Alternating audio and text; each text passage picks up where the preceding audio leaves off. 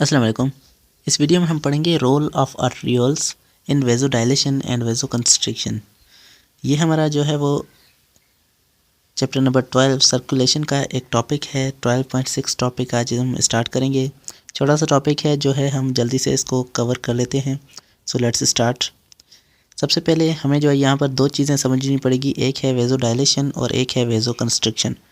तो वेज़ोडाइलेशन, डायलेट का मतलब होता है फैल जाना, बड़ा हो जाना, और कंस्ट्रिक्ट का मतलब होता है सिकुड़ जाना, छोटा हो जाना।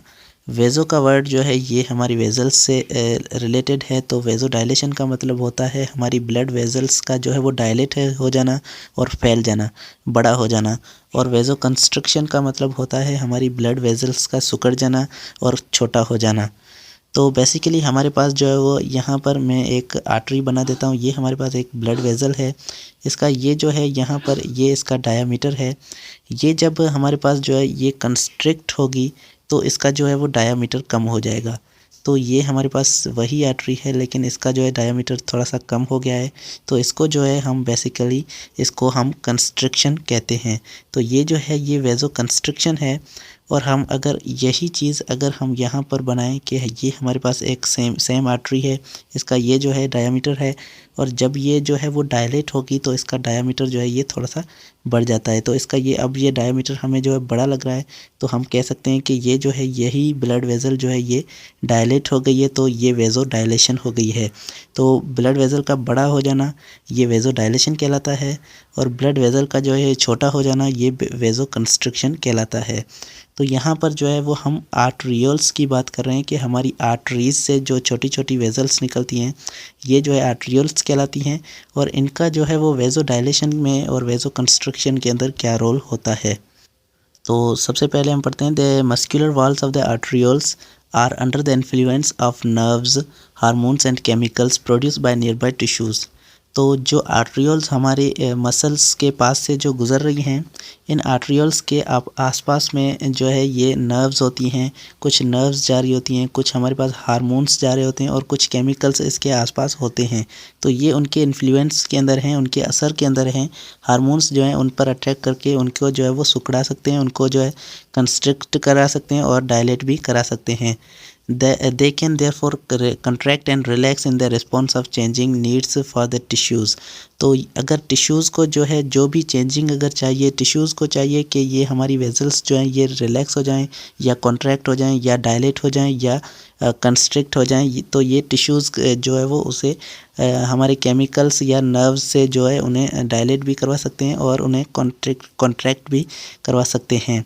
तो ये हमारे पास जो है इसीलिए होता है कि हमारे टिश्यूज़ और ऑर्गन्स को जो है वो कौन सी चेंजिंग चाहिए। अगर उनको कंस्ट्रक्शन चाहिए तो वेज़ो कंस्ट्रक्शन होगी, उनको अगर डायलेशन चाहिए तो वेज़ो डायलेशन होगी।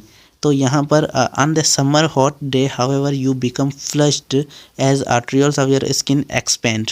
तो यहाँ पर जब हम समर के अंदर होते हैं, बहुत ज़्यादा गर्मियाँ होती हैं, तो वहाँ पर जो है हमारा कलर जो है वो बहुत ही लाल हो जाता है। वो लाल हमें इसलिए होता है हमारा कलर क्योंकि हमारी आर्टरियोल्स जो हैं वो एक्सपेंड हो जाती हैं, मतलब वेज़ो डायलेशन हो जाती है। तो वेज़ो डायलेशन होती है, हमारी ब्लड वेजल्स जो है आर्टरियोल्स हैं वो उनका डायमीटर बड़ा हो जाता है, वो बड़ी हो जाती हैं, तो ज़्यादा हमें हमारी स्किन पर दिखने लगती हैं, और उसी की वजह से हमारा जो कलर है वो रेड हो जाता है, और हम जो है वो हमें हमारे अंदर वेज़ो डायलेशन हो जाती है।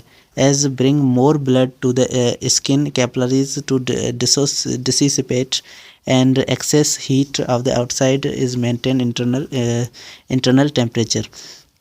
तो ये इसलिए होता है क्योंकि ज़्यादा जो है आर्टरीज़ फैल जाएंगी और ज़्यादा जो है हीट उनको मिल पाएगी, और ताकि वो जो है अंदर का टेम्परेचर जो है वो मेंटेन रख सकें। तो इसीलिए जो है वो समर के अंदर जो है वो हमारी ब्लड वेजल्स बाहर आ जाती हैं, ताकि ज़्यादा हीट को जो वो प्रॉपर मेंटेन कर सकें, हमारे इन्वायरमेंट को, हमारे इंटरनल इन्वायरमेंट और हमारी इंटरनल टेम्परेचर को मेंटेन कर सकें। In contrast in extreme cold weather, और बहुत ही ज़्यादा कोल्ड वेदर में fingers and toes are become frostbitten because the arterial supply the extremity constrict. तो जब आर्ट्रियोल्स हमारी कंस्ट्रिक्ट हो जाती हैं, मतलब बहुत ही पतली हो जाती हैं, तो ये हमारे जो है वो कोल्ड वेदर के अंदर होता है, जब ज़्यादा सर्दियाँ होती हैं और हमें ऐसा लगता है कि हमारी उंगलियां जो है वो टूटने वाली हैं, इतना इतना ज़्यादा जो है वो हमारे आर्ट्रियोल जो हैं वो कंस्ट्रिक्ट हो जाते हैं। तो ये क्या करते हैं, इतना ज़्यादा कंस्ट्रिक्ट इसीलिए होते हैं ताकि ये जो है हीट, हमारी बॉडी का जो हीट है वो लॉस ना हो और बॉडी का टेम्परेचर जो है वो कम ना हो सके। यही भी जो है इंटरनल टेम्परेचर को मेंटेन करने के लिए जो है ये वेज़ो डायलेशन और वेज़ो कंस्ट्रक्शन होती है। तो ये जो है आज का हमारा टॉपिक था। उम्मीद है आपको ये टॉपिक अच्छे से समझ में आ चुका होगा। Thank you so much for watching. Allah हाफिज़।